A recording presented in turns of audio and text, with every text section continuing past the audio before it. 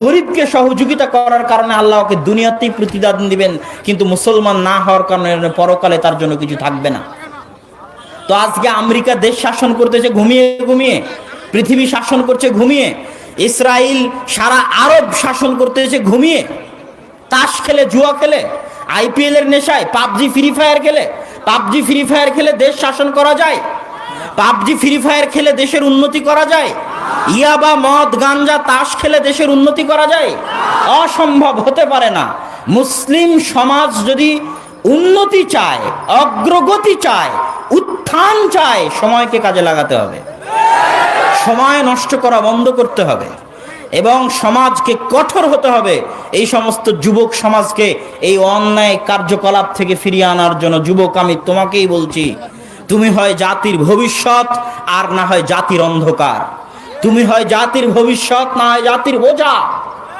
তুমি নিজেকে নিয়ে ভাবো, আমি কোরআন হাদিস দিয়ে নসিহত করার চাইতে তোমার ব্যক্তি জীবন দিয়ে নসিহত করার প্রয়োজন অনুভব করি বেশি। তুমি যদি আজকে পাবজি ফ্রি ফায়ার খেলো, তুমি যদি আজকে তাস জুয়া খেলো, কালকে তুমি ফকির মিসকিন হবাই হবা, কালকে তুমি ভারতের গোলাম হবাই হবা। আজ রোহিঙ্গাকে কচুকাটা করে তাড়িয়ে দিচ্ছে, কাল তোকে কচুকাটা করে তাড়িয়ে দিবে। আজ আফগানিস্তান ফিলিস্তিনে বোমা বর্ষণ হচ্ছে, কাল তোর বাংলাদেশে বোমা বর্ষণ হবে। যদি পাবজি ফ্রি ফায়ার খেলে দিন পার করে, তাস জুয়া খেলে দিন পার করে, এটাই নিশ্চিত সত্য, এটাই পৃথিবী পরিচালনায় আল্লাহর বিধান।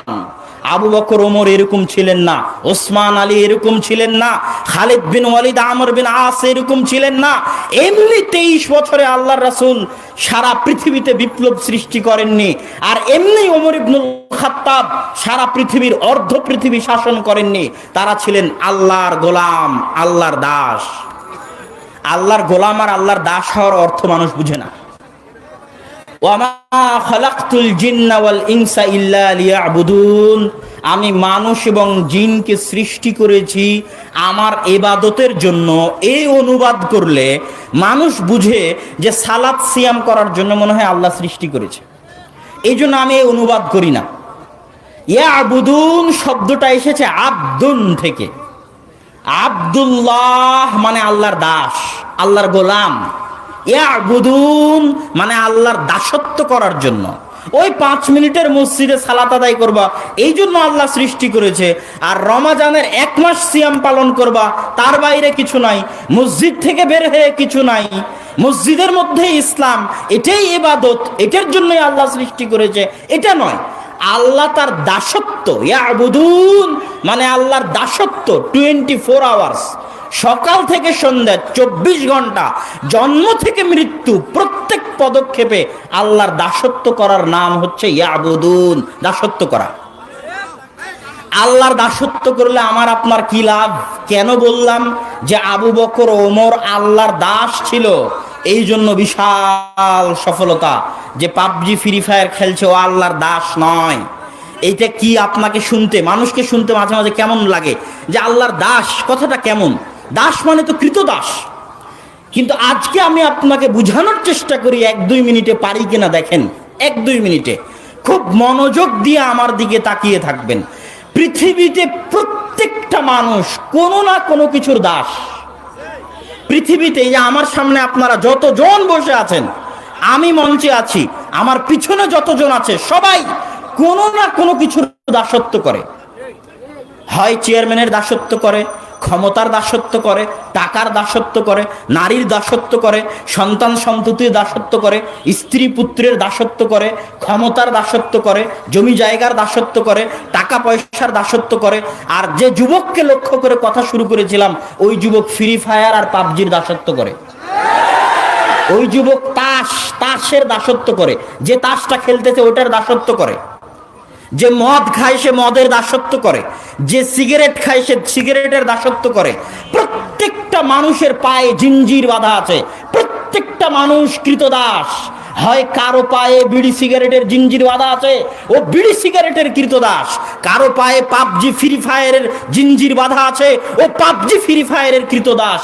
কারো হাতে মদ জুয়া আড্ডার জিঞ্জির বাঁধা আছে, ও ওটার কৃতদাস। কারো পায়ে প্রেমিক প্রেমিকার জিঞ্জির বাঁধা আছে, ওই প্রেমিকার কৃতদাস। কারো পায়ে টাকার জিঞ্জির বাঁধা আছে, ও টাকার কৃতদাস। কারো পায়ে ক্ষমতার জিঞ্জির বাঁধা আছে, ও ক্ষমতার কৃতদাস। আর যে 100 আল্লাহর দাস, যে 100 আল্লাহর বান্দা, যে 100 আল্লাহর গোলাম, সেই পৃথিবীতে সবচেয়ে স্বাধীন, সেই পৃথিবীতে সবচেয়ে আজাদ। 1971 সালের স্বাধীনতা স্বাধীনতা নয়, 1947 সালের স্বাধীনতা স্বাধীনতা নয়। আল্লাহর 100 গোলাম হওয়া মানে পরিপূর্ণ স্বাধীনতা। ইব্রাহিমের মতো যে 100 আল্লাহর গোলাম হতে পারবে, যার পায়ে ফ্রি ফায়ার পাবজির জিঞ্জির থাকবে না, যার পায়ে টাকার জিঞ্জির থাকবে না, যার পায়ে নারীর জিঞ্জির থাকবে না, যার পায়ে অর্থ ক্ষমতার জিঞ্জির থাকবে না। পৃথিবীর কোনো ক্ষমতা, পৃথিবীর কোনো শক্তি, পৃথিবীর কোনো নীতি নৈতিকতাকে যে পরোয়া করবে না, একমাত্র শুধুমাত্র মাথার চান্দি থেকে পায়ের পাতা পর্যন্ত আল্লাহর দাস হবে, আল্লাহর গোলাম হবে। সে পারমাণবিক বোমের চাইতেও শক্তিশালী।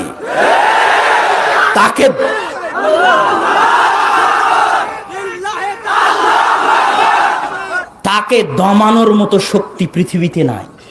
এই জন্য ইব্রাহিম একদিকে ছিলেন, সারা পৃথিবী একদিকে ছিল। এই জন্য বললাম, ওমর, আবু বকর, ওসমান, আলী, খালিদ বিন ওয়ালিদ, আমর বিন আস এমনি অর্ধ পৃথিবী দখল করে নেবেন আর অর্ধ পৃথিবী শাসন করবেন। এরা ছিলেন 100 আল্লাহর গোলাম, আল্লাহর দাস। আর আল্লাহর গোলাম আর আল্লাহর দাস হওয়ার মধ্যে প্রকৃত আজাদি, প্রকৃত স্বাধীনতা, প্রকৃত শান্তি, প্রকৃত মুক্তি, এটা যুবককে বুঝতে হবে। অতএব সম্মানিত উপস্থিতি, উপস্থিত যুবক সমাজের প্রতি আমার অনুরোধ, আমরা যদি দেশ জাতির মুক্তি চাই, উন্নতি চাই, তাহলে এই নেশা থেকে বের হয়ে এসে মুসলিম উম্মার কল্যাণার্থে, দেশ জাতির কল্যাণার্থে আমাদেরকে কাজ করতে হবে, এগিয়ে যেতে হবে। আল্লাহ সুবহানাহু ওয়া তাআলা আমাদেরকে সেই তৌফিক দান করুক। আল্লাহুম্মা আমিন। আজকে আমার সংক্ষিপ্ত আলোচনার বিষয়বস্তু মানহাজ। এটা উপস্থিত কথা বলতেছি, আরও পড়াশোনা করলে, আরও প্রস্তুতি নিলে আরও সুন্দর, আরও ভালোভাবে পেশ করা যাবে। তারপরও আমার কাছে যতটুকু উপস্থিত আছে ততটুকু আপনাদের সামনে পেশ করতে চাই। মানহাজ শব্দটা নিয়ে ইদানিং অনেক আলোচনা এবং অনেক সমালোচনা হচ্ছে। যারা মোটামুটি আগে থেকেই কোরআন হাদিস চর্চা করেন, ফেসবুক ইউটিউবে অ্যাক্টিভ থাকেন, তারা জিনিসগুলো ধরতে পারবেন। মানহাজ আর মাযহাবের মধ্যে পার্থক্য কী? মাযহাব মানে হানাফি মাযহাব, শাফি মাযহাব, হাম্বলি মাযহাব, মালিকি মাযহাব। আর মানহাজ, এটার মধ্যে পার্থক্য কি? মাযহাবটা শুধু ফিকহের ক্ষেত্রে, বুকে হাত বাঁধা, নাভির নিচে হাত বাঁধা, জোরে আমিন বলা, আস্তে আমিন বলা, ফিকহি মাসলা মাসাইল, এটার ক্ষেত্রে মাযহাব। মানহাজ হচ্ছে একটা সামগ্রিক জিনিস, একটা বিশাল ছাতা, যেই ছাতাটা হচ্ছে ফিরকায়ে নাজিয়া, তায়েফা মানসুরা, মুক্তিপ্রাপ্ত জামাত, মুক্তিপ্রাপ্ত দল, সাহায্যপ্রাপ্ত জামাত, সাহায্যপ্রাপ্ত দল বুঝায়। শুধু মানহাজ বললে বাক্য অস্পষ্ট থাকে। মানহাজের পরে যোগ করতে হবে মানহাজু আহলিস সুন্নাতি ওয়াল জামাআহ, আহলুস সুন্নাত ওয়াল জামাতের মানহাজ। এই আহলুস সুন্নাত ওয়াল জামাত কথাটা কোথায় থেকে আসলো? সুন্নাহ মানে হাদিস, আহলুস সুন্নাহ মানে আহলুল হাদিস, আহলুল আসার। তাদের ক্ষেত্রে আহলুল হাদিসও বলা হয়েছে, আহলুস সুন্নাহও বলা হয়েছে, আহলুল আসারও বলা হয়েছে, আসহাবুল হাদিসও বলা হয়েছে, আসহাবুল আসারও বলা হয়েছে, আসহাবুস সুন্নাহও বলা হয়েছে। আর ওয়াল জামাআহ মানে হচ্ছে সাহাবি, জামাত মানে সাহাবিদের জামাত। জামাত মানে কি বলেন তো? সাহাবিদের জামাত। এখান থেকেই শুরু। আহলুস সুন্নাতি ওয়াল জামাত, সুন্নাতের অনুসারী, সাহাবিদের জামাতের অনুসারী। শুরুটা কোথায় থেকে? রাসূল সাল্লাল্লাহু আলাইহি ওয়াসাল্লামের মৃত্যুর পরে আবু বকর, ওমর, রাদিয়াল্লাহু তাআলা আনহুর যুগ পর্যন্ত সব ঠিক ছিল, মিয়া ফিল মিয়া, 100তে 100 কোনো সমস্যা ছিল না।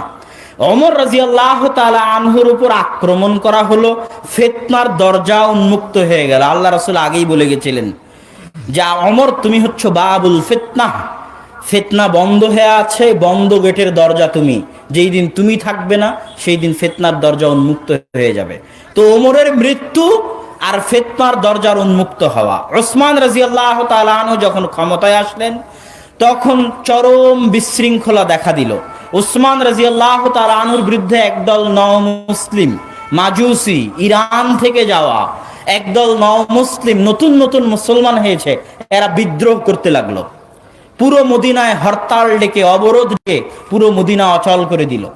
উসমান রাদিয়াল্লাহু তাআলা আনহু যেই কুয়া দান করেছিলেন ওই কুয়ার পানি তাকে পান করতে দেওয়া হয়নি। যেই মসজিদে নববী নির্মাণ করতে তিনি সহযোগিতা করেছেন ওই মসজিদে নববীতে তাকে সালাত আদায় করতে দেওয়া হয়নি। উসমান রাদিয়াল্লাহু তাআলা আনহুকে হত্যা করা হলো। ফিতনা এই যে শুরু হলো, এখন ভাগ বন্টন শুরু হয়ে গেল, কে কোন দিকে, কে কার সাথে।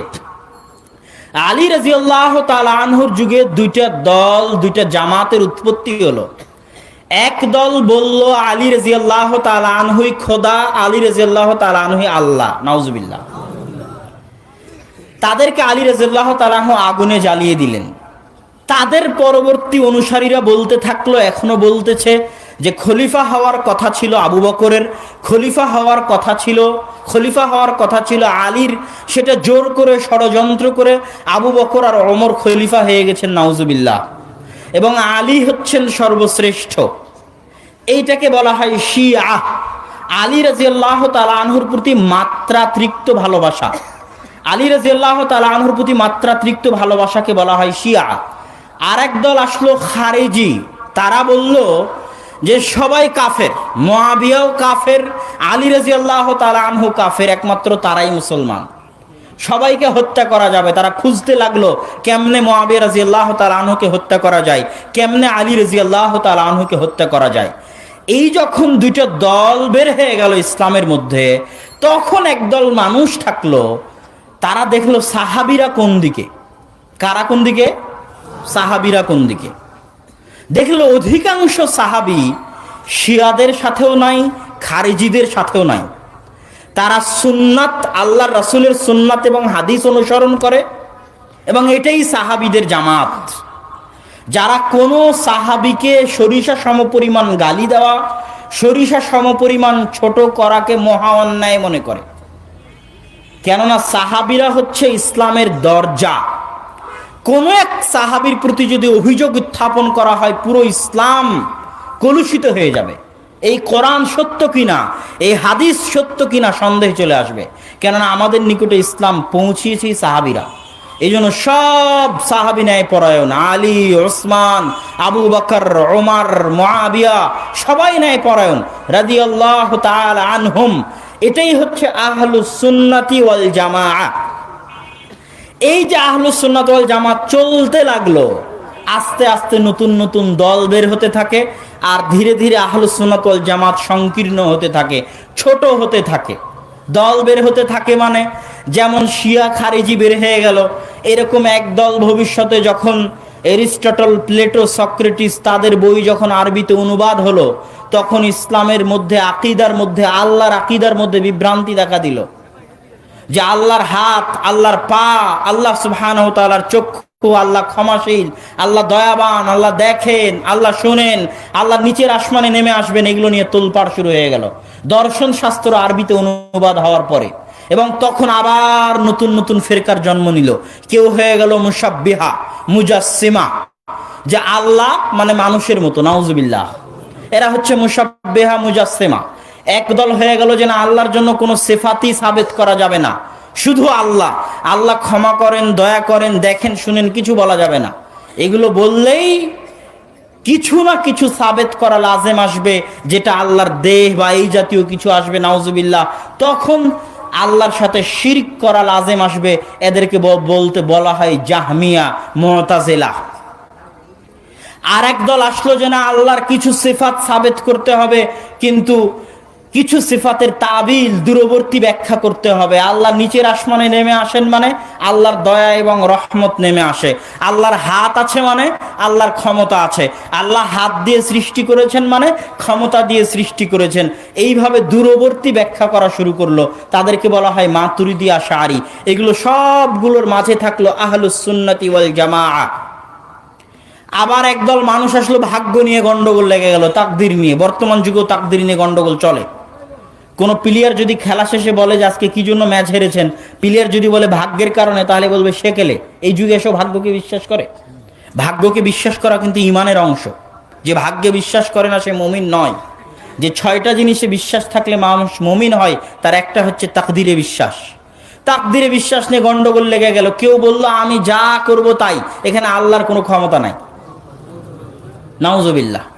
আর কেউ বলল সবই আল্লাহ, আমি যদি কাউকে হত্যা করি আল্লাহ হত্যা করিয়েছে, আমি যদি জেনা করি আল্লাহ জেনা করিয়েছে, এখানে আমার কোনো দোষ নাই, নাউজুবিল্লাহ।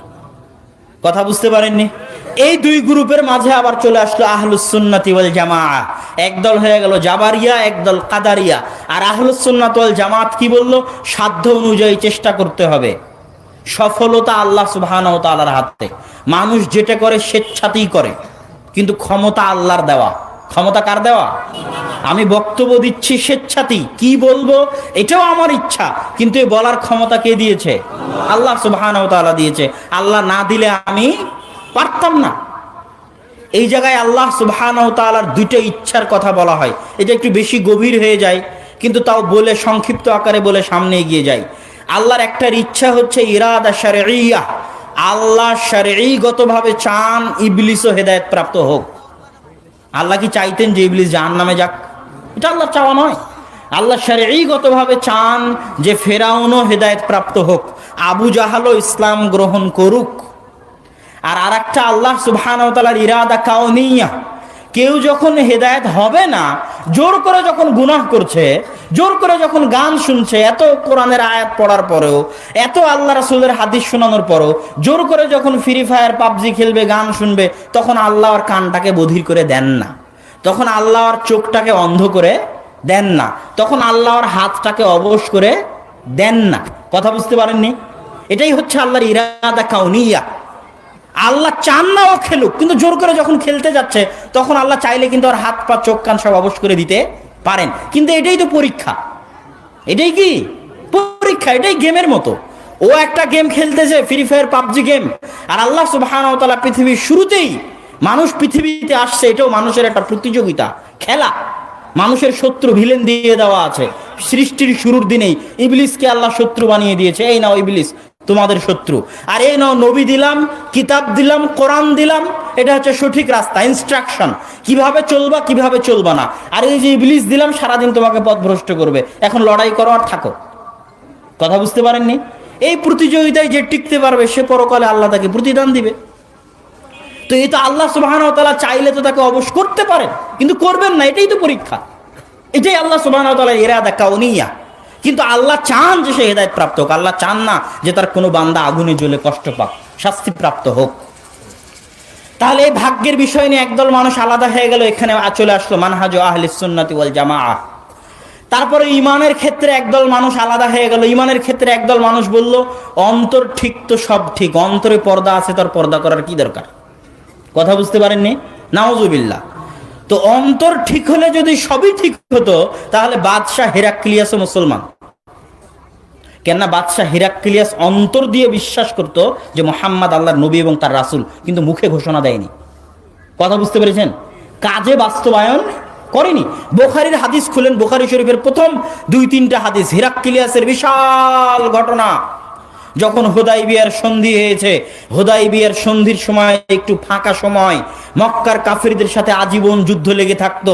এখন চুক্তির কারণে যুদ্ধ নাই, তো মক্কার কাফের গেছে ব্যবসা করতে সিরিয়াতে।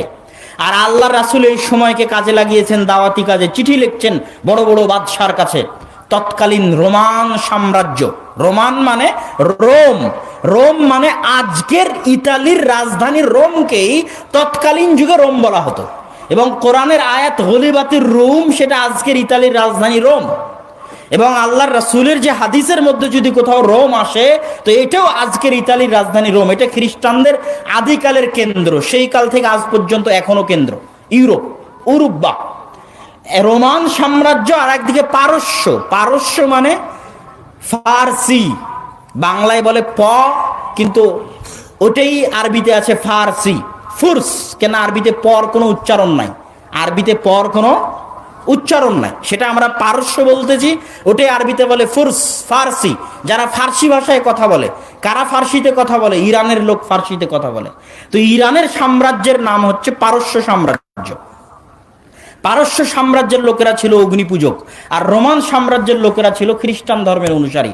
আল্লাহ রাসূল দুইজনের কাছে চিঠি লিখলেন ইসলাম গ্রহণের, আসলিম তাসলাম, ইসলাম গ্রহণ করো নিরাপদে থাকবে। চিঠি মুহাম্মদ আব্দুল্লাহ, আল্লাহর বান্দা এবং তার নবীর পক্ষ থেকে তোমার নিকটে, আসসালামু আলা মান ইত্তাবা আল হুদা, শান্তি বর্ষিত হোক তার প্রতি যে হেদায়েতের অনুসারী। তারপর আল্লাহ রাসূল ওই আয়াত লাগিয়ে দিলেন, তাআলাউ ইলা কালিমাতিন বাইনানা ওয়া বাইনাকুম, ওই কালেমার দিকে আসো, যেই কালেমা, যেই কথা আমার এবং তোমাদের মধ্যে একক, যেটা ডাক্তার জাকির নায়েক তার প্রায় বক্তব্যে বলে, ওটা আল্লাহ রাসূলের চিঠির বাক্য। আল্লাহ রাসূল বাদশাদের নিকটে চিঠি লিখেছেন এই বাক্য দিয়ে, বেশি নয়, 2-3টা বাক্য, তার মধ্যে একটাই দাওয়াত তোমার আর আমার মধ্যে, যেটা একমত যে আল্লাহ এক ও অদ্বিতীয়, আল্লাহর কোনো মূর্তি বানানো যাবে না, কোনো শরীক করা যাবে না, আসো এই কথাটা মানি। এটা তাওরাতেরও কথা, এটা ইনজিলেরও কথা, এটা কোরআনেরও কথা, অন্তত যেটাতে একমত সেটা তো মানি। এটা এই বলে আল্লাহ রাসূল চিঠি লিখলেন। হেরাক্লিয়াসের কাছে চিঠি গেছে। হেরাক্লিয়াস বলছে চিঠি কার নিকট থেকে এসেছে?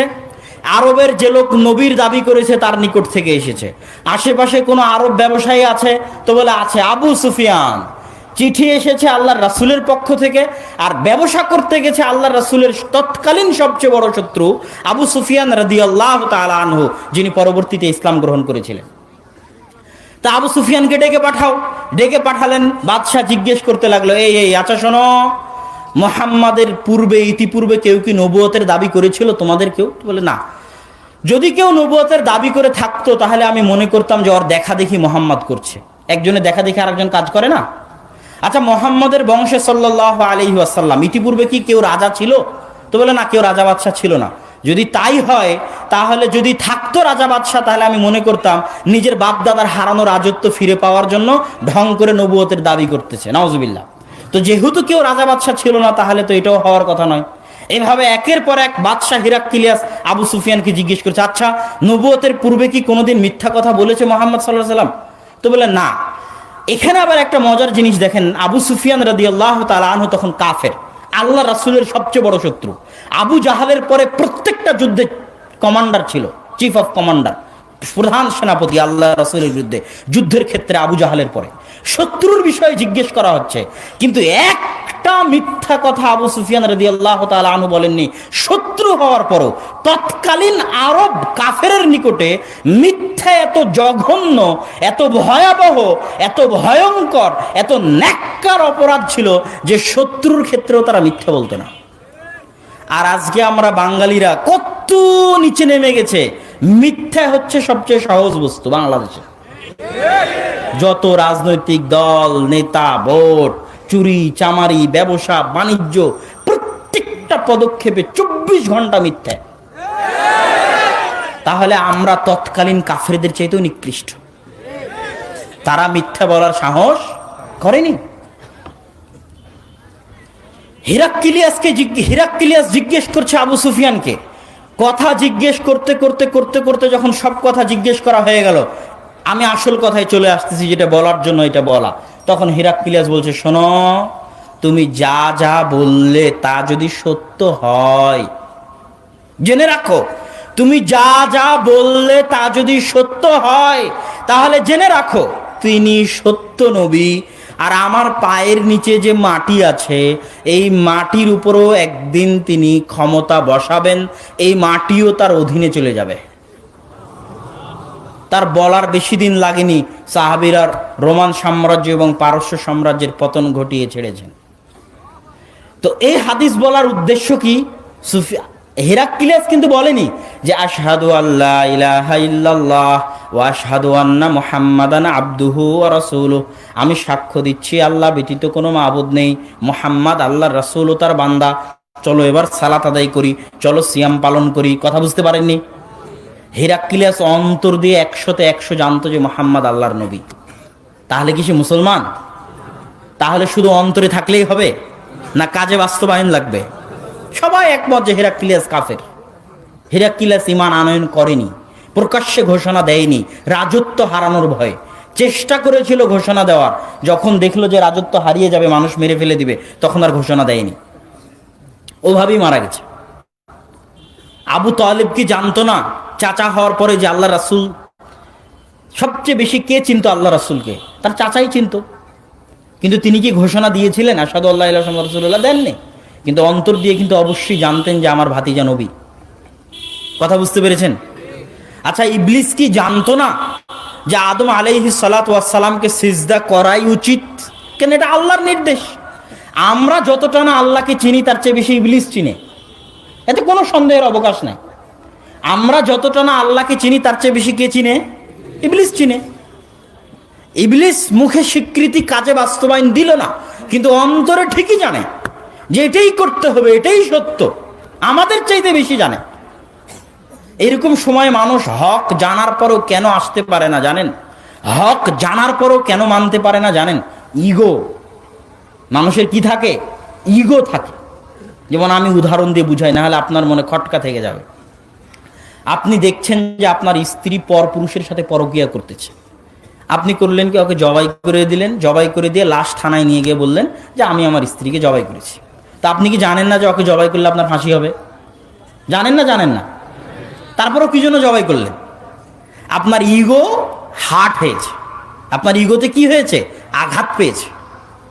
ইগোতে আঘাত লাগলে ব্রেন নষ্ট হয়ে যায়। তখন মরা মানুষ ভালো মনে করে, তবুও যেটা করা উচিত সেটা করবে না। মরে যাবো তাও এটা করবে না। তো ইবলিস এত শান শওকত, ইবলিসের ইগোতে আঘাত লেগেছে। মাটির তৈরি একজন আদম আলাইহিস সালাতু ওয়াস সালাম, আমি আগুনের তৈরি, এতদিন থেকে আল্লাহর ইবাদত করি, এতদিন থেকে আছি, আর আজকে কয়দিন পর তাকে নতুন সৃষ্টি করলো আল্লাহ সুবহানাহু ওয়া তাআলা, নতুন তার জন্ম হলো, তাকে নাকি আমার সিজদা করা লাগবে? মরে যাবো তাও ভালো, জাহান্নামে আজীবন থাকবো তাও ভালো, সিজদা করতে পারবো না। বুঝতে পারেননি? এটা হলো ইগো।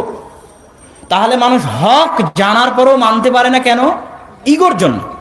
হেরাক্লিয়াস জানার পরও মানতে পারেনি কেন? ক্ষমতা হারানোর ভয়ে, ইগোর কারণে। তাহলে আমি বুঝাতে চাচ্ছিলাম মানহাজ আহলিস সুন্নাতি ওয়াল জামাত আবার ইমানের কাছে এসে বিভক্ত হয়ে গেল। একদল মানুষ বলল অন্তর ঠিক তো সব ঠিক, এরা হচ্ছে মুরজিয়া। এরা কি? মুরজিয়া। আর একদল মানুষ বলল যে যার আমল নাই তার ইমানই নাই, যার আমল নাই তার কি নাই? ইমানই নাই, সে কাফের হয়ে গেছে। এদেরকে বলা হয় খারিজি। অমুক গান শুনতেছে, ওর ইমানই নাই, ওকে হত্যা করে দাও, ও কাফের হয়ে গেছে। অমুক জায়গায় যাত্রার মঞ্চ চলতেছে, ওর ইমানই নাই, ওখানে বম মেরে ধ্বংস করে দাও। অমুক বিচারক বিচারপতি কোরআন এবং হাদিস অনুযায়ী বিচার ফায়সালা করে না, আর ইমানই নাই, ওকে বম মেরে উড়িয়ে দাও কোর্টকে। কথা বুঝতে পেরেছেন? এই দুই দিকে দুই গ্রুপ চলে গেল। মাঝখানে মানহাজ আহলিস সুন্নাতি ওয়াল জামাত, সাহাবীদের মানহাজ, সুন্নাতের মানহাজ। সেটা কি? শুধু মন্তরে থাকলে হবে না, মুখেও স্বীকৃতি দিতে হবে, কাজেও বাস্তবায়ন করতে হবে, আমলও থাকতে হবে। তবে আমল নাই মানে ইমান নাই এ কথা নয়। আমল নাই মানে ইমান কমে গেছে। ইমান কি হয়েছে? কমে গেছে। আর আমল আছে মানে ইমান বেড়েছে। এই জন্য মুরজিয়ারাও বিশ্বাস করে না যে ইমান বাড়ে বা কমে। এই জন্য খারিজিরাও বিশ্বাস করে না যে ইমান বাড়ে বা কমে। আহলুস সুন্নাত ওয়াল জামাত বিশ্বাস করে যে ইমান বাড়ে কমে আমলের প্রভাব। আমল বেশি, ইমান আছে। সালাত ঠিক মতো আদায় করে, সিয়াম ঠিক মতো পালন করে, গুনাহ থেকে বেঁচে থাকে, তার মানে ইমান বেশি আছে। আমলের কমতি মানে ইমান কম আছে। এটা হলো মানহাজ আহলিস সুন্নাতি ওয়াল জামাত। এই যে এইভাবে যে মানহাজটা চলে আসতেছে, বাতিল ফিরকাগুলো আলাদা হয়ে যাচ্ছে। ওই যে শুরুতে শিয়া খারিজি আলাদা হয়ে গেল, মুতাজিলা জাহমিয়া মুশাব্বিহা মুজাসসিমা আলাদা হয়ে গেল, মাতুরিদি আশআরি আলাদা হয়ে গেল, তারপরে খারিজি মুরজিয়া আলাদা হয়ে গেল, জাবারিয়া কাদারিয়া আলাদা হয়ে গেল। এই যে মাঝখানের সিরাতে মুস্তাকিম মানহাজ আহলিস সুন্নাতি ওয়াল জামাআহ, সাহাবীদের মানহাজ, মা আনা আলাইহি ওয়া আসহাবি, আমি যার উপর আছি, সাহাবীরা যার উপর আছে, এটাই হক, এটার পিছনেই তোমরা ছোট। এবং এটা আমরা খুঁজে পাবো কোথায় থেকে? হক মানহাজ আহলে সুন্নাত ওয়াল জামাত খুঁজে পাবো কোথায় থেকে?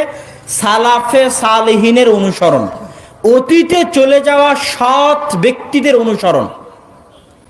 দলিল কোথায়?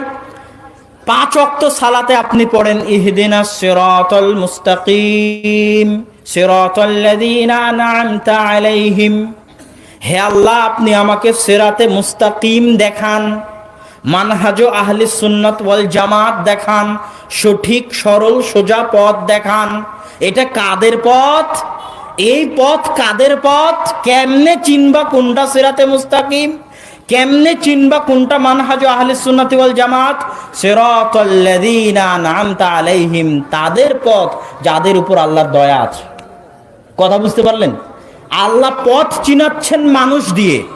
আগে চলে যাওয়া সৎ কর্মশীল বান্দাগণের যে পথ, ইব্রাহিম, মুসা, ঈসা, মোহাম্মদ, আবু বকর, ওমর, উসমান, আলী, পরবর্তীতে আরো যারা বড় বড় ইমাম, আবু হানিফা, শাফিঈ, আহমদ বিন হাম্বল, মালিক, বুখারী, মুসলিম, আল্লাযীনা আন'আমতা আলাইহিম, যাদের উপর আল্লাহ দয়া করেছেন, তাদের পথ সিরাতে মুস্তাকিম, তাদের পথ আহলুস সুন্নাত ওয়াল জামাতের পথ।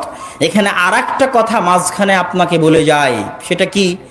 এই আয়াত আরেকটা জিনিস প্রমাণ করে যে সিরাতে মুস্তাকিমে চলার ভাগ্য তারই হয় যার উপর আল্লাহর দয়া আছে।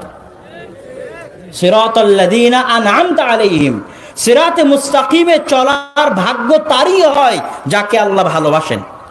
গায়রিল মাগদুবি আলাইহিম ওয়ালাদ-দাল্লিন, সিরাতে মুস্তাকিমে চলার ভাগ্য তার হয় না যার উপর আল্লাহর গজব আছে, অভিশাপ আছে, যে পথ ভ্রষ্ট অভিশপ্ত, যার উপর আল্লাহর দয়া নাই, আল্লাহর রহমত বঞ্চিত, আল্লাহর করুণা বঞ্চিত, আল্লাহর দয়া থেকে বিতাড়িত, আল্লাহর দরবার থেকে বিতাড়িত, সে সিরাতে মুস্তাকিমে অনুসরণ করার ভাগ্য তার হয় না।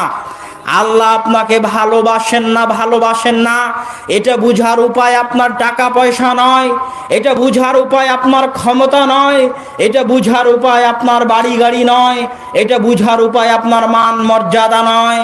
আজকে আমার হাতে টাকা আছে, আপনারা সম্মান দিয়ে আমাকে ডেকে এনেছেন, তার মানে আল্লাহ আমাকে ভালোবাসে, এটা বুঝার উপায় নয়। একজন চেয়ারম্যান সাহেব, তাকে আল্লাহ চেয়ারম্যান করেছে, একজনকে আল্লাহ প্রধানমন্ত্রী করেছে, তার মানে আল্লাহ তাকে ভালোবাসেন, এটা বুঝার উপায় নয়। রাসূল সাল্লাল্লাহু আলাইহি ওয়াসাল্লাম বলছেন, ইন্নাল্লাহা ইউতিদ দুনিয়া লিমান ইউহিব্বু ওয়া মান লা ইউহিব, আল্লাহ দুনিয়া তাকেও দেন, দুনিয়ার ক্ষমতা ঐশ্বর্য টাকা পয়সা আল্লাহ তাকেও দেন যাকে আল্লাহ ভালোবাসেন। ওয়া মান লা ইউহিব, দুনিয়ার ক্ষমতা টাকা পয়সা ধন দৌলত ঐশ্বর্য আল্লাহ তাকেও দেন যাকে তিনি ভালোবাসেন না। ফেরাউন এত বড় কাফের হওয়ার পরেও আল্লাহ তাকে ক্ষমতা দিয়েছেন, আল্লাহ তাকে পাওয়ার দিয়েছেন। কারুন এত বড় কাফের হওয়ার পরেও আল্লাহ তাকে টাকা পয়সা দিয়েছেন, অঢেল ধন দৌলত দিয়েছেন। আর দাউদ আর সুলাইমানকেও আল্লাহ টাকা পয়সা দিয়েছেন, ধন দৌলত দিয়েছেন। মানে টাকা পয়সা, ধন দৌলত, ক্ষমতা আল্লাহর দয়া বুঝার মাপকাঠি নয়। আল্লাহ তাকেই ভালোবাসেন। কেমনে বুঝবেন কাকে ভালোবাসেন? যাকে আল্লাহ তার আনুগত্য করার, তার দাসত্ব করার সুযোগ দেন। আজকে আপনি নিজে জিজ্ঞেস করেন, ফজরের সালাত আদায় করতে পেরেছেন কিনা মনে মনে? যদি আপনি ফজরের সালাত আদায় করতে পেরে থাকেন তাহলে আল্লাহ আপনাকে ভালোবাসেন। আর যদি আপনি ফজরের সালাত আদায় করতে না পেরে থাকেন, আপনি কোটি টাকার মালিক হলেও আপনি আল্লাহর রহমত থেকে বঞ্চিত, আল্লাহর দরবার থেকে বিতাড়িত, আল্লাহর করুণা বঞ্চিত। আল্লাহর শাস্তি এটা নয় যে আল্লাহ আপনার টাকা পয়সা ছিনিয়ে নিল, আল্লাহর শাস্তি এটা নয় যে আল্লাহ আপনার জমি জায়গা ছিনিয়ে নিল, আল্লাহর শাস্তি এটা নয় যে আল্লাহ আপনার ক্ষমতা ছিনিয়ে নিল। যদি এটাই আল্লাহর শাস্তি হতো তাহলে দেখেন, 1 মিনিট দেখেন, ইব্রাহিম আলাইহিস সালাতু ওয়াস সালাম হচ্ছেন আবুল আম্বিয়া, নবীগণের পিতা, মুসলিম জাতির পিতা। ইব্রাহিমের সন্তান হচ্ছে ইসহাক, ইসহাকের সন্তান হচ্ছে ইয়াকুব, ইয়াকুবের সন্তান হচ্ছে ইউসুফ। ইউসুফ আলাইহিস সালাতু ওয়াস সালাম নিজে নবী, তার পিতা নবী, তার দাদা নবী, তার পরদাদা নবী। আন নাবী ইবনুন নাবী ইবনুন নাবী ইবনুন নাবী, নবীর ছেলে নবীর ছেলে নবীর ছেলে নবী। এর চেয়ে সম্মানিত বংশ পৃথিবীতে আর নাই, আর হয় না। ইব্রাহিমকে আল্লাহ যে সম্মান দিয়েছেন, যত নবী কিয়ামত পর্যন্ত আসবে, ইব্রাহিমের পরে যত নবী এসেছে মুহাম্মদ সাল্লাল্লাহু আলাইহি ওয়াসাল্লাম পর্যন্ত সবাই কার বংশধর? ইব্রাহিম আলাইহিস সালাতু ওয়াস সালামের বংশধর। সেই মহান বংশের একজন নবী ইউসুফ আলাইহিস সালাতু ওয়াস সালামকে তার নিজ ভাই, তার সৎ মায়ের পেটের একই পিতার ভাইয়েরা তাকে কুয়ায় নিক্ষেপ করে দিল। আপনার ভাই কি আপনাকে কুয়ায় নিক্ষেপ করেছে নাকি? হ্যাঁ? তাহলে ইউসুফ আলাইহিস সালামকে যে কুয়ায় নিক্ষেপ করা হলো, মানে ইউসুফ আলাইহিস সালামকে কি আল্লাহ ভালোবাসেন না?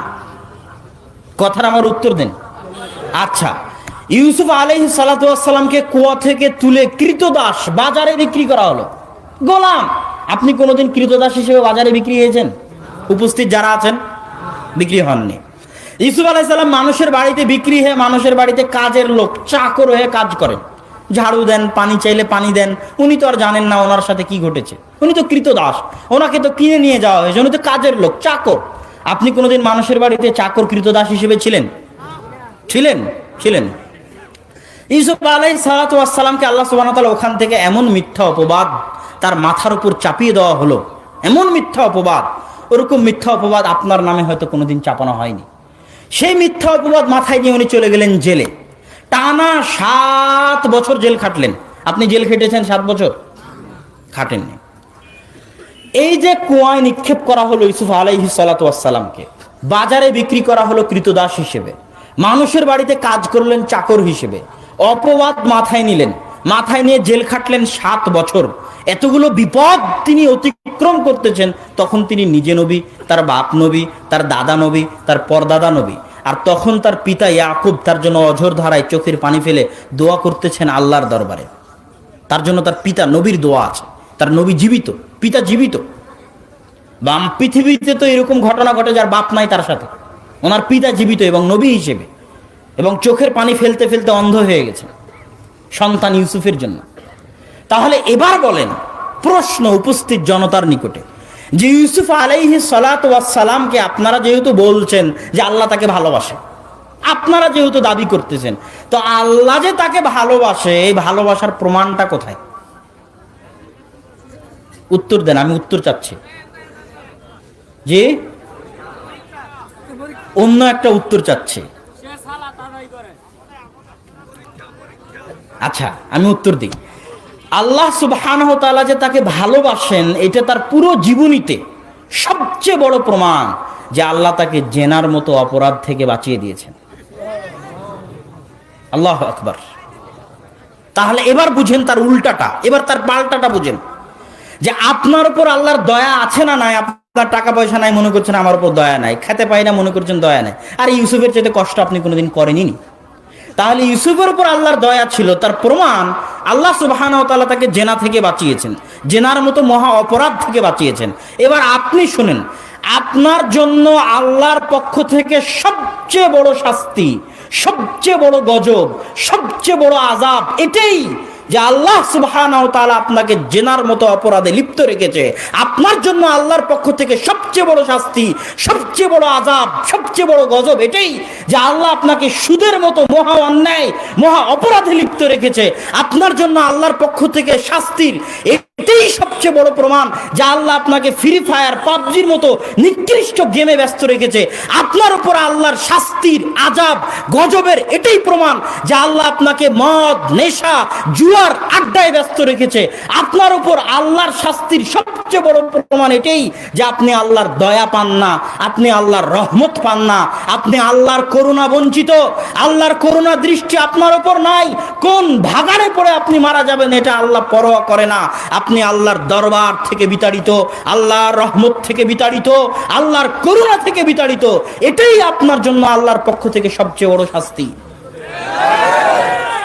অতএব আল্লাহর কাছে দোয়া করুন, আল্লাহ যেন আমাদেরকে তার রহমত থেকে বঞ্চিত না করে। আল্লাহুম্মা আমিন।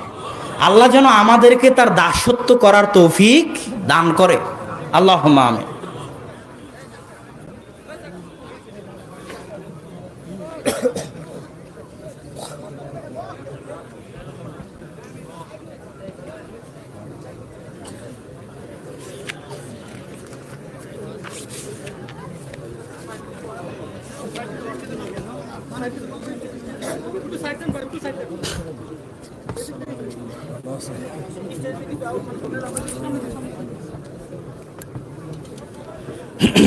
আমরা একটু মনোযোগ দেই, আলোচনার শেষ দিকে চলে এসেছি।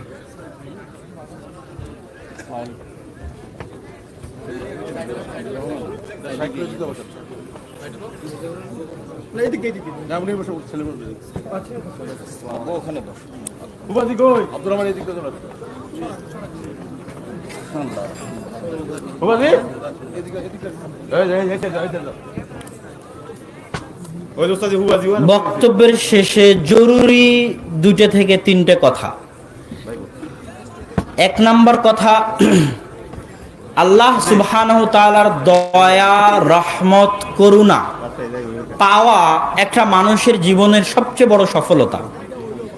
আর এই দয়া, করুণা, রহমত পাওয়ার কয়েকটা বড় উপায়। 1 নম্বর উপায় হচ্ছে পবিত্র কোরআন তেলাওয়াত করতে পারা। যে মানুষের জীবনে পবিত্র কোরআন নাই, যে মানুষের সকাল কোরআন দিয়ে শুরু হয় না, কোরআন দিয়ে শেষ হয় না, সেই মানুষের জীবন আল্লাহর রহমত বঞ্চিত, আল্লাহর করুণা বঞ্চিত, আল্লাহর দয়া বঞ্চিত। যেই বাড়িতে কোরআন তেলাওয়াত হয় না, ওই বাড়ি আল্লাহর দয়া বঞ্চিত, আল্লাহর রহমত বঞ্চিত, আল্লাহর করুণা বঞ্চিত। কোরআন আল্লাহর রহমত, বরকত, দয়া পাওয়ার মাধ্যম। যে বাড়িতে কোরআন তেলাওয়াত হয় না, ওটা অন্ধকার কবরের মতো বাড়ি। যে জীবনে কোরআন তেলাওয়াত হয় না, সেই জীবন কুকুর শ্রীগালের মতো জীবন। আল্লাহ যেন আমাদেরকে কোরআন তেলাওয়াত করার তৌফিক দান করে, আল্লাহুম্মা আমিন। আল্লাহর দয়া, রহমত পাওয়ার দ্বিতীয় বড় উপায় হচ্ছে হালাল রুজি। যাকে আল্লাহ হারাম রুজিতে ব্যস্ত রেখেছে, সে আল্লাহর দয়া বঞ্চিত। আল্লাহর রহমত, দয়া পাওয়ার তৃতীয় বড় উপায়, বা এটাই সবচেয়ে বড় উপায়, জামাতের সাথে সালাত আদায় করতে পারা, মসজিদের সাথে সম্পর্ক রাখতে পারা, মসজিদকে ভালোবাসতে পারা, মসজিদের সাথে টিকে থাকতে পারা, 5 ওয়াক্ত সালাত আদায় করতে পারা, আল্লাহকে স্মরণ করতে পারা, আল্লাহর জিকির করতে পারা 5 ওয়াক্ত সালাতে। এটা আল্লাহর সাথে সম্পর্ক রক্ষার, আল্লাহর সাথে যোগাযোগ রক্ষার, আল্লাহর সাথে কথা বলার, আল্লাহর সাথে আদান প্রদানের, মনের ভাব আদান প্রদানের সবচেয়ে বড় মাধ্যম। যার সালাত নাই, তার সাথে আল্লাহর কোনো যোগাযোগ নাই, তার সাথে আল্লাহর কোনো সম্পর্ক নাই। সে আল্লাহর দয়া বঞ্চিত, রহমত বঞ্চিত, আল্লাহর দরবার থেকে বিতাড়িত। কোন ভাগাড়ে পড়ে মারা গেল এটা আল্লাহ পরোয়া করেন না। আর একটা মানুষ যে মিসকিন, রাস্তা দিয়ে হাঁটে, যার সমাজে কোনো দাম নাই, যাকে সমাজের মানুষ মূল্যায়ন করে না, যার কথা শোনা হয় না, যারকে দাম দেওয়া হয় না, যাকে অনুষ্ঠানে ডাকা হয় না, তার সাথে যদি আল্লাহর যোগাযোগ, আল্লাহ সুবহানাহু ওয়া তাআলার সম্পর্ক থাকে, আর ওই মানুষের সাথে যদি কেউ শত্রুতা করে, তো আল্লাহ তার সাথে শত্রুতা করবেন। এটা আল্লাহ সুবহানাহু ওয়া তাআলার সাথে সম্পর্ক রক্ষা করার সবচেয়ে বড় পাওয়ার। এই বিষয়ে বহু হাদিস আছে যেগুলো আপনাদের সামনে পাঠ করা যায়। আলোচনার শেষাংশে দানের জন্য আবেদন করা হয়েছে, বিশাল প্রোগ্রাম, হাজারো মানুষের উপস্থিতি। এই প্রোগ্রাম আয়োজন করতে অবশ্যই খরচ আছে। দানের বিষয়ে আমি শুধু এতটুকু বলবো, কাফের মুশরিকও যদি দান করে, ইবনুল কাইয়িম রাহিমাহুল্লাহ বলতেছেন, গরিব মিসকিনকে যদি কাফের মুশরিকও সহযোগিতা করে, তো আল্লাহ ওই কাফের মুশরিককেও তার দানের প্রতিদান দুনিয়াতেই দিবেন, তার বিপদ আপদ দূর করার মাধ্যমে। আল্লাহ সুবহানাহু ওয়া তাআলা আমলের প্রতিদান দেন আমলের মতো, এটা আল্লাহর নিয়ম। আমলের প্রতিদান দেন আমলের মতো, যেমন কাজ তেমন ফল। উদাহরণ, জাহান্নামে জোনাত, যারা জেনাকারী, তারা জ্বলবে উলঙ্গ অবস্থায়, লজ্জা স্থান থেকে দুর্গন্ধ বের হবে। কেন লজ্জা স্থান থেকে দুর্গন্ধ বের হবে? ওই লজ্জা স্থান দিয়ে দুনিয়াতে জেনা করতো, তাই লজ্জা স্থান দিয়ে দুর্গন্ধ বের হবে। কাজ যেমন ফল তেমন। যে সুদখোর, তাকে রক্তের নদীতে ফেলে দিয়ে তাকে পাথর নিক্ষেপ করা হবে। যে আলেম জ্ঞান অনুযায়ী আমল করতো না, তার মাথা পাথর দিয়ে নিক্ষেপ করে মাথা ফেড়ে ফেলা হবে। কেন? জ্ঞান তার মাথায় ছিল, শাস্তি মাথায়। যে মিথ্যা কথা বলতো, তার গাল ফেড়ে ফেলা হবে। কেন? মুখ দিয়ে মিথ্যা বলতো, শাস্তি মুখে। আল্লাহ সুবহানাহু ওয়া তাআলার প্রতিদানের নিয়ম এটা, ভালো কাজ এবং মন্দ কাজ, যেমন কর্ম তেমন ফল। দুনিয়াতে যে চুক্তি লঙ্ঘন করেছে, ওয়াদা ভঙ্গ করেছে, কিয়ামতের মাঠে ওর পিছে চুক্তি লঙ্ঘনের বিশাল একটা পতাকা আল্লাহ ঝুলিয়ে দিয়ে তাকে অপমান করবেন। দুনিয়াতে যে আরেকজনের জমি অবৈধভাবে দখল করেছে, কিয়ামতের মাঠে ওর উপর 7 জমিন চাপিয়ে দিবেন। আমল যেমন শাস্তি তেমন। যে উটের জাকাত দেয়নি, গরুর জাকাত দেয়নি, কিয়ামতের মাঠে ওর উট ওকে আঘাত করতে থাকবে। যে সোনা চান্দির জাকাত দেয়নি, সোনা চান্দি পুড়িয়ে শাস্তি দেওয়া হবে। আমল যেমন ফল তেমন। এটা আল্লাহর নীতি, হিকমা। আল্লাহ চান হাকিমুন আলিম, সবচেয়ে জ্ঞানী, সবচেয়ে প্রজ্ঞাময়। প্রত্যেকটা কাজের পিছনে সূক্ষ্মতা আছে আল্লাহ। তো দান, আমল যেমন প্রতিদান তেমন দানে বিপদ দূর হয়। দানে কি দূর হয়? বিপদ দূর হয়। প্রোগ্রাম কমিটি বিপদে আছে, টাকা নাই। মাদ্রাসা বিপদে আছে, টাকা নাই। গরিব মানুষ বিপদে আছে, টাকা নাই। আপনি টাকা দিচ্ছেন, তার বিপদ দূর হচ্ছে, প্রতিফলও আপনি পাল্টা ওই রকমই পাবেন। আল্লাহ আপনার বিপদ দূর করে দিবেন। এটা যদি কাফের মুশরিকও করে তবুও পাবে দুনিয়াতে।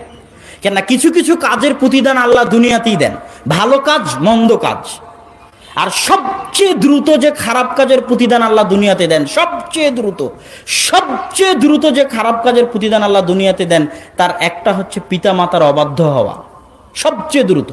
পরকালের জন্য যেটা আছে ওটা পরে, যে পিতা মাতাকে কষ্ট দিবে, ওর শাস্তি দুনিয়াতে ওকে পেতেই হবে।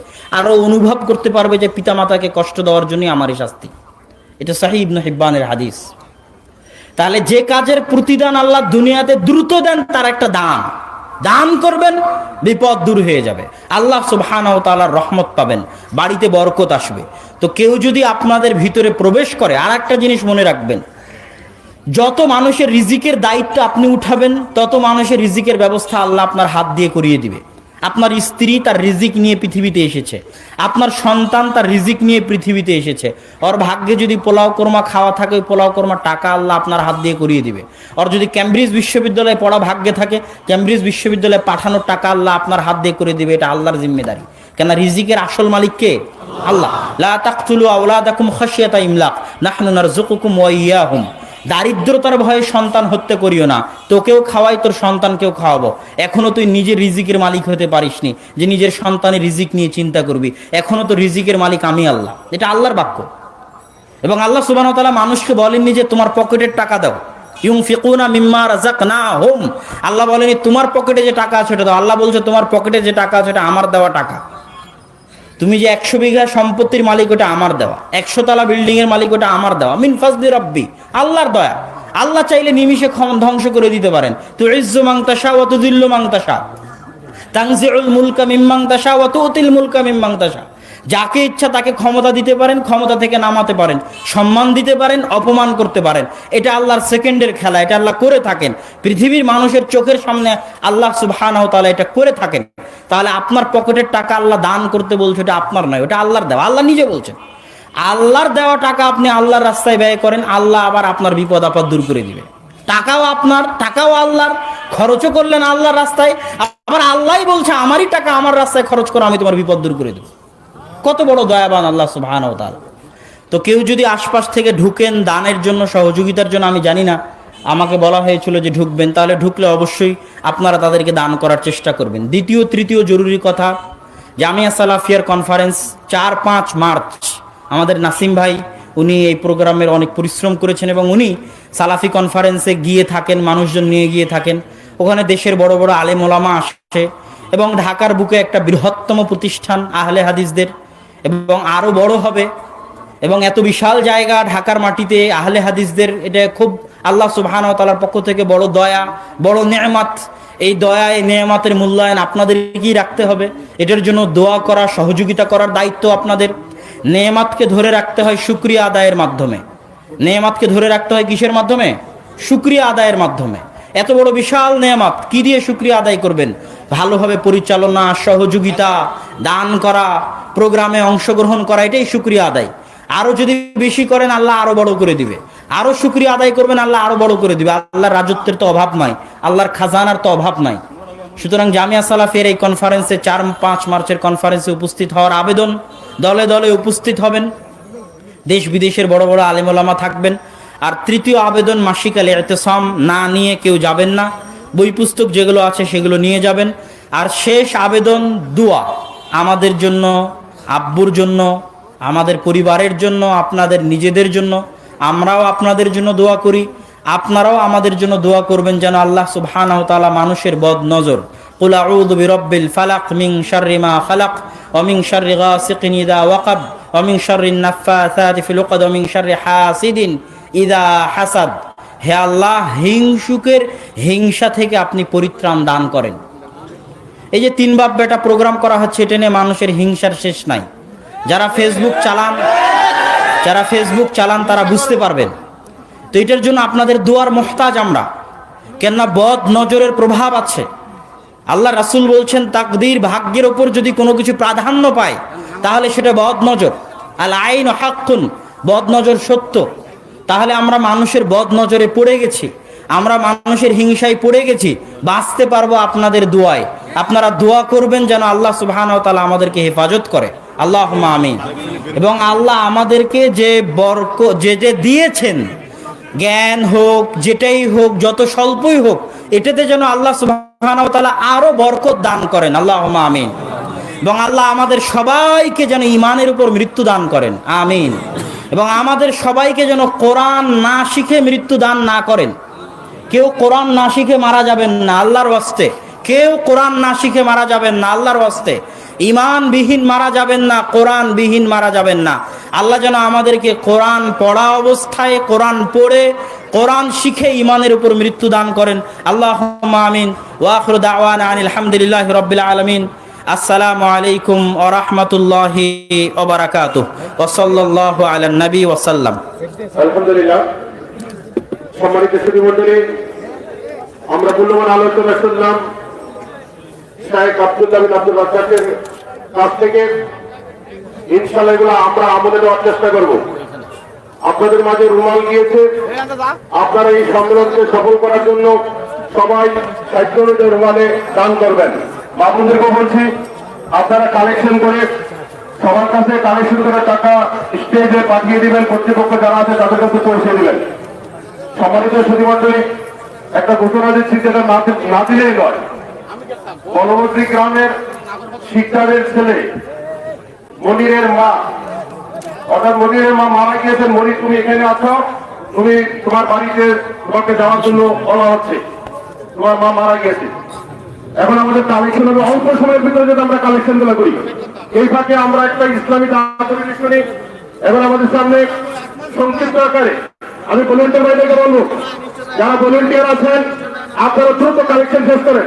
তারপরে আজকের মাহফিলের বিশেষ আকর্ষণ শেখ আব্দুর রহমান বিন আব্দুর রাজ্জাক। আজকের মাহফিলের প্রধান আলোচক, প্রধান বক্তা দেশবরণ আলিম দ্বীন শেখ আব্দুর রাজ্জাক বিন ইউসুফ সাহেবের সুযোগ্য দ্বিতীয় সন্তান। তার আলোচনা কিন্তু আমরা শুনি নাই এই মাঠে। আমরা কি শুনেছি? আমরা তার আলোচনা আজকে ইনশাআল্লাহ প্রাণ ধরে শুনবো। অথবা আপনারা কালেকশন দ্রুত করেন। মামুনদেরকে বলছি, আপনারা কালেকশন করে প্যান্ডেলে পৌঁছিয়ে দিন। সম্মানিত সুধীমণ্ডলী, এইটা আজকে বিশাল আয়োজন। এই বিশাল আয়োজনের পিছনে যে সমস্ত যুবকরা আজকে খেদমত করছে, এর মধ্যে 1 নম্বর যে সার্বক্ষণিক এই প্রোগ্রামকে সফল করার জন্য দিন রাত শ্রম দিয়ে আমরা যাকে চিনি মোহাম্মদ নাসিম নামে। মোহাম্মদ নাসিমের সহযোগী হিসেবে আছেন শাওন এবং জুবায়ের। সেই সাথে আছে প্রায় 70 জন যুবক। আল্লাহ তাদের এই খেদমতকে কবুল করে না বলবেন আল্লাহ আমিন। আপনাদের কাছে আমার একটা প্রশ্ন বা দাবি, এই সম্মেলন এই মাঠে প্রতি বছর হোক, এরা আমরা চাইছি না। তাহলে এই যুবকদেরকে উৎসাহিত করতে হবে, এই যুবকদেরকে সহযোগিতা করতে হবে অর্থনৈতিকভাবে পরামর্শ দিয়ে, যে আগামী দিনগুলোতে প্রতি বছর এই মাঠে এই ধরনের যাতে ব্যতিক্রম ধর্মী সম্মেলন হয়। আল্লাহ আমাদেরকে তৌফিক দান করুন, আপনাদের আল্লাহ আমিন। এখন আমাদের সামনে সংক্ষিপ্ত আকার ইসলামী জাগরণ পেশ করছেন মোহাম্মদ মাহমুদ।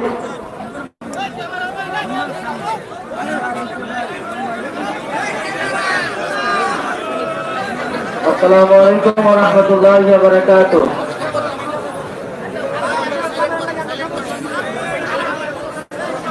লিল্লাহি তাকবীর।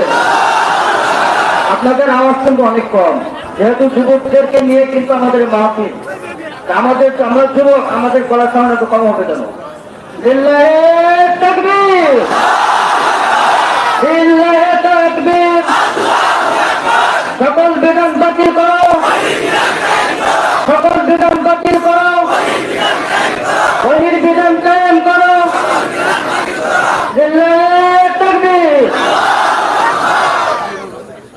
হাদিস ভেবে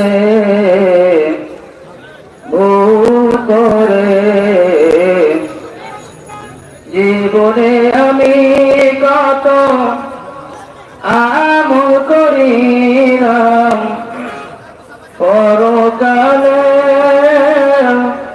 বিনিময়ে ক্ষতিগ্রস্তদের সঙ্গে হলাম, আমলের খাতায় শূন্য পেলাম। হাদিস ভেবে ভুল করে জীবনে আমি কত আমল করিলাম, পরকালে বিনিময়ে ক্ষতিগ্রস্তদের সঙ্গে হলাম, আমলের খাতায় শূন্য পেলাম। নিজের ঘরে রেখে ওহির কালাম, শুনলাম শুধু মোল্লার বদনাম। ঠিক না বেটি? নিজের ঘরে রেখে ওহির কালাম, শুনলাম শুধু মোল্লার বদনাম।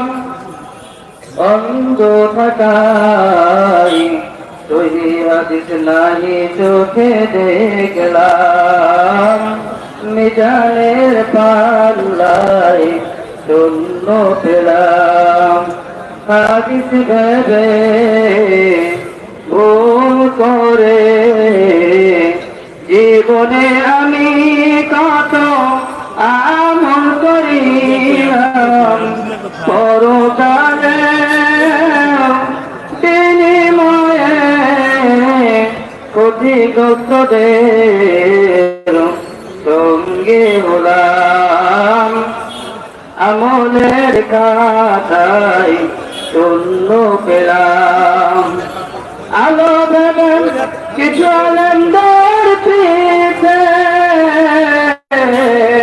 ঘুরেছি শুধু মিশে মিশে, জীবন সন্ধ্যায় কোরআন হাদিস নাহি আমি মানলাম, মিজানের পাল্লায় শূন্য পেলাম। আলহামদুলিল্লাহ। লিল্লাহি তাকবীর, লিল্লাহি তাকবীর। সকল বিধান বাতিল করো। লিল্লাহি তাকবীর। সম্মানিত সুধীমণ্ডলী, এ পর্যায়ে মূল্যবান আলোচনা নিয়ে আসছেন আজকের এই মাহফিলের বিশেষ আকর্ষণ জামিয়া আসসালামিয়া বাংলাদেশ থেকে ফলে বর্তমানে কিং আব্দুল হামিদ বিশ্ববিদ্যালয়ের অধ্যয়নরত দেশবরেণ্য আলেমদ্বীন শেখ আব্দুর রাজ্জাক বিন ইউসুফ সাহেবের সুযোগ্য দ্বিতীয় সন্তান শেখ আব্দুর রহমান বিন আব্দুর রাজ্জাক, আমি মুহতারামকে আলোচনা পেশ করার জন্য বিনীতভাবে অনুরোধ করছি।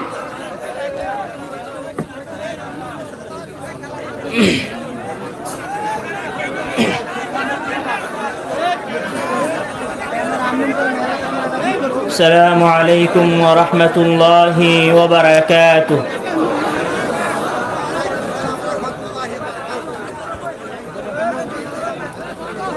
إن الحمد